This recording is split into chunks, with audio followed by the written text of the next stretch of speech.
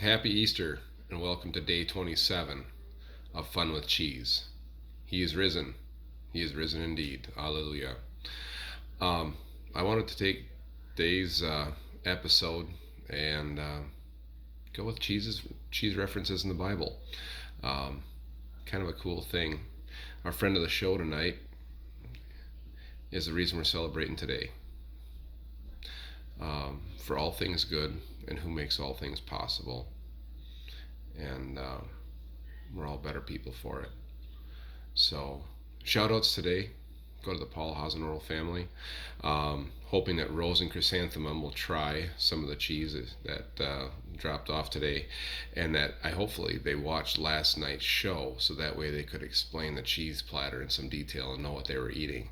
So, good luck, girls, and hope you enjoy it. We're having a snowy day.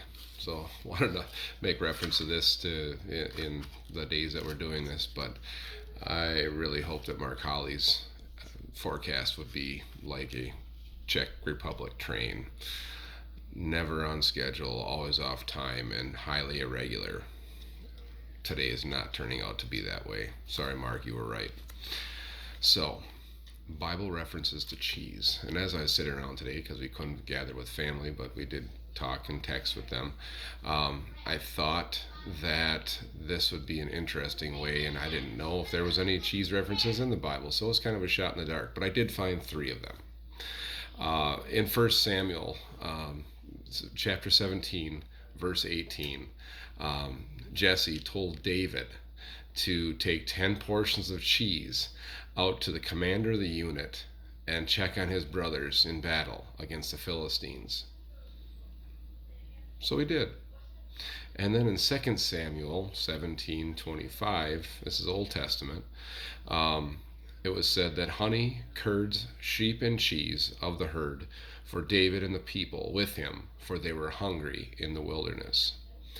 Another reference to that. And then there's another reference in Job, but it's more or less doing bad things and then curdling, having your blood curdle. So it's more of a metaphorical reference. But what kind of cheeses did they have at the time? What would they use for flavorings? Well, come to find out, you probably didn't know this, but myrrh is the resin of a tree from the Camophora family. And they would use salt, as we talked about other, like feta, they would brine it, and they would keep this cheese in a brine if they needed to, if they didn't eat it fresh right away. But then they'd add myrrh to it as another seasoning on top as they'd heat it and cook it. But they'd use this resin from this Camophora tree, boil it down as dry as a little sprinkle, and that's what myrrh is. So it was a spice. It could be used in many different references, medicine, thing like that, but they'd make that with their cheese. What kind of cheese are we talking about? Biblical times, they didn't really talk about having a whole lot of, a herd of Holsteins or things like that. Tonight's cheese is sheep. You see shepherds of the time in biblical areas there in Galatia and Philippi and things like that, a very hilly country, not set up for a lot of agricultural uses, but they could graze year round on these hilly hillsides. Lots of grass grew, and they would use their flock for grazing, and they would use the sheep for many different things. They would use them obviously for wool. They would use them as an income source. They could trade things like that. They would use their hide for clothing. They would use the milk then for drink. They'd use hide for shoes and other clothing. But then they'd use that milk to make cheese. They make cheese with sheep. Yes, they make cheese with sheep. Sheep are excellent cheeses. It's a mammal. You can milk it. But they would also use the carcass of that animal. They would use the bladder. They would use the stomachs and things like that to hold that vessel of milk. And it's thought that accidentally is what caused some of the early cheesemakers, as they put the milk into the stomach of a calf. The acidity there would cause the cheese to curdle, and as they bounced along on their travels, if this was tied to a camel thousands of years ago, this is how they accidentally came upon it. But they could use those stomachs as vessels to carry it.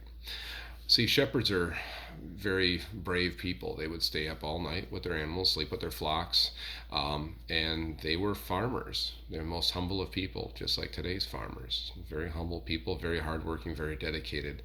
And they would make this product as a way to trade. They would make it as a way to sustain themselves. It would be a way that they could take their sheep's milk and use it for days down the road, because they had no refrigeration, but they had salt, and they had myrrh and other things like that. But they would use a sheep's milk cheese. Now, this cheese generally is white because we didn't add a natto. Natto is a South American bean. This is something that they didn't come up with. It would just be a white curd that they'd have. So yeah, kind of a humble day of celebration, but a day to think that, yes, there, even in biblical times, in a biblical reference, we find cheese. Hug your family members. It's a good day. Have some cheese. Enjoy yourselves. Happy Easter. Take care. We'll see you for day 28.